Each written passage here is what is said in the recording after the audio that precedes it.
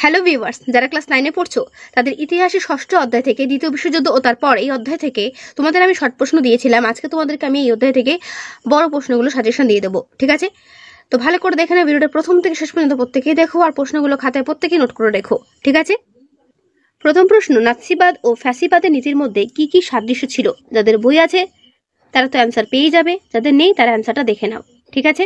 আমি প্রত্যেকটারই অ্যান্সার তোমাদেরকে দেখিয়ে দেবো, যাদের লাগবে তারা অ্যান্সারটা কালেক্ট করে নেবে। এর পরের প্রশ্ন, দ্বিতীয় বিশ্বযুদ্ধের পূর্বে কিভাবে ইউরোপের গণতন্ত্র বিপর্যস্ত হয়? ব্যাখ্যা করো। দেখে নাও এর বাকি উত্তর। এর বাকি উত্তরটা চলছে, ভিডিওটাকে স্কিপ করবে না, তাহলে বুঝতে পারবে পুরো অ্যান্সারটা। আমি কিন্তু পুরো অ্যান্সার সময় তোমাদেরকে দেখিয়ে দিচ্ছি। তারপরে প্রশ্ন, ভার্সাই সন্ধির মধ্যেই কি দ্বিতীয় বিশ্বযুদ্ধের বীজ নিহিত ছিল? ভেরি ভেরি ইম্পর্টেন্ট প্রশ্নটি, দেখে নাও। তোমাদের ফাইনাল এক্সাম কিন্তু 90 হবে, ঠিক আছে? তো এর অ্যান্সারটা কিন্তু এই পর্যন্ত শেষ হলো। তারপরে প্রশ্ন, জার্মানি, ইটালি ও জাপানের উগ্র জাতীয়তাবাদ কিভাবে দ্বিতীয় বিশ্বযুদ্ধের সূচনা করেছিল? এর পুরো অ্যান্সারটা দেখে নাও। এর পুরো অ্যান্সারটা ঠিক এই পর্যন্ত শেষ হলো।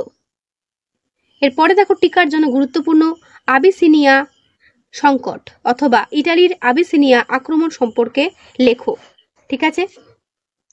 এর বাকি উত্তরটা দেখে নাও। এর পুরো উত্তরটা ঠিক এই পর্যন্ত শেষ হলো।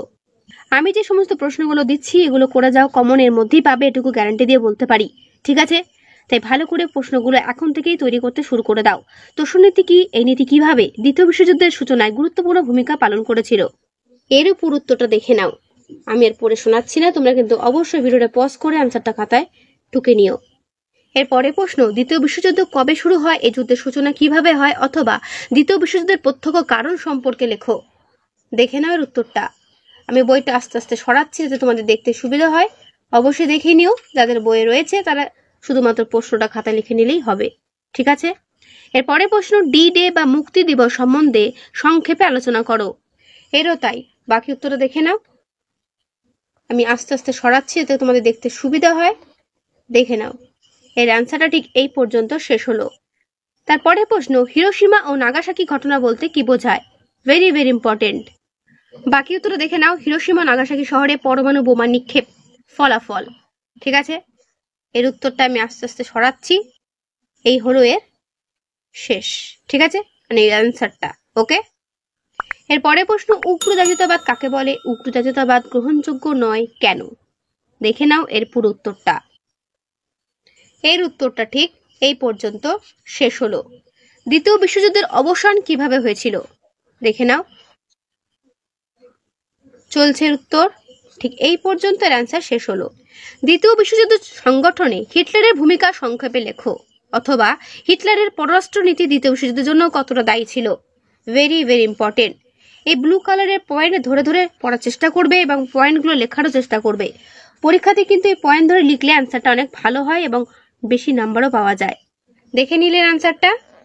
এর অ্যান্সারটা কিন্তু এই পর্যন্ত শেষ হলো। তো এই হলো তোমাদের 4 নম্বরের প্রশ্ন। এবার আমি তোমাদের 8 নম্বরের প্রশ্ন দেখাবো। প্রথমেই রয়েছে, ইটালিতে বেনিটো মুসোলিনির অভ্যন্তরীণ নীতি কি ছিল? দেখতে পাচ্ছ অ্যান্সারটা? যতটা পারছি আমি তোমাদেরকে দেখিয়ে দিচ্ছি, ঠিক আছে? এটা তোমাদের নিজেদের টেক্সট বুক থেকেও করতে পারো, আরো বেশি ভালো হয়। তারপরে প্রশ্ন, হিটলারের পররাষ্ট্র নীতির বিবরণ দাও। করবে, ঠিক আছে? পয়েন্টগুলো ভালো করে নোট করে রাখো, পয়েন্টগুলো ভালো করে করলেই হবে, ঠিক আছে? এরপরে প্রশ্ন, মিউনিক চুক্তি কি? এই চুক্তির পটভূমি ও শর্ত কি ছিল? এই চুক্তির গুরুত্ব উল্লেখ করো।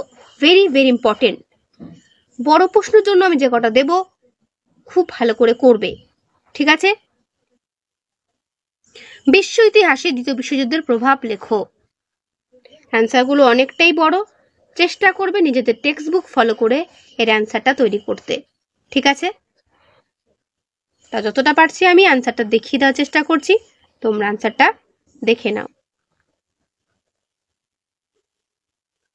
তো 8 নম্বরের জন্য একটা করো, তাহলেই হবে, ঠিক আছে? তো এই হলো তোমাদের 6 নম্বর অধ্যায়ে বড় প্রশ্ন সাজেশন। তো কেমন লাগলো ভিডিওটা অবশ্যই জানিও, ভালো লাগলে লাইক করো, বন্ধুদের কাছে অবশ্যই শেয়ার করতে ভুলো না, ওকে? আজকে যারা যারা ভিডিওটা দেখছো তারা কিন্তু শর্ট কোশ্চেনগুলো পাচ্ছ না, তারা কিন্তু অবশ্যই আমার চ্যানেলে এসে ক্লাস 9 এর প্লেলিস্ট ফলো করবে। সেখানে দেখবে এই অধ্যায়ে শর্ট কোশ্চেন আমি অলরেডি আপলোড করে দিয়েছি, অবশ্যই কিন্তু দেখে নিও যারা এখনো পর্যন্ত দেখোনি, ওকে? তো আজকে ভিডিও আমি এখানেই শেষ করছি, দেখা হবে নেক্সট ভিডিওতে।